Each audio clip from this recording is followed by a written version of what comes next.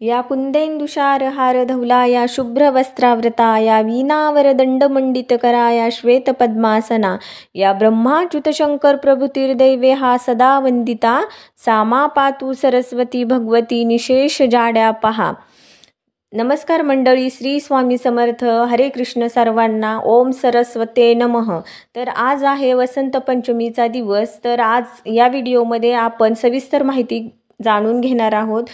श्रीकृष्णाने सरस्वतीला काय वरदान दिले आणि सरस्वती मातेचा जन्म कसा झाला याची सविस्तर आपण माहिती घेऊया। त्याआधी तुम्ही जर चॅनलवर नवीन असाल तर सबस्क्राइब करा, कारण तुमच्या सपोर्टशिवाय मी पुढे जाऊ शकत नाही। चला तर आपण सुरुवात करूया। सृष्टी रचयिता ब्रह्म्याने जेव्हा जीव आणि मनुष्यांची रचना केली होती तेव्हा ब्रह्म्याने आपल्या संसाराकडे बघितले तेव्हा त्यांना सगळीकडे निर्जन असल्याचे जाणवत होते। वातावरण अगदी शांत होतं, ज्यात कुठलीही वाणी नव्हती। हे बघून ब्रह्मा उदास आणि असंतुष्ट होते। तेव्हा ब्रह्माने प्रभू विष्णूंच्या आज्ञेने आपल्या कमंडलातून पाणी घेऊन पृथ्वीवर शिंपडले। धरतीवर पडलेल्या त्या पाण्यामुळे पृथ्वीवर कंपन झाले आणि एक अद्भुत शक्तीच्या रूपात चतुर्भुजी अर्थात 4 भुजा असलेली एक सुंदर स्त्री प्रगट झाली। त्या देवीच्या एका हातात वीणा, दुसऱ्या हातात मुद्रा आणि इतर 2 हातात पुस्तक आणि माळ होती। ब्रह्माने त्या स्त्रीला वीणा वाजवण्याचा आग्रह केला तेव्हा वीणाच्या सुरांमुळे पृथ्वीवरील सर्व जीव जंतूंना वाणी प्राप्त झाली। त्या क्षणानंतर देवीला सरस्वती असे म्हटले गेले। त्या देवीने वाणीसह विद्या आणि बुद्धी दिली। वसंत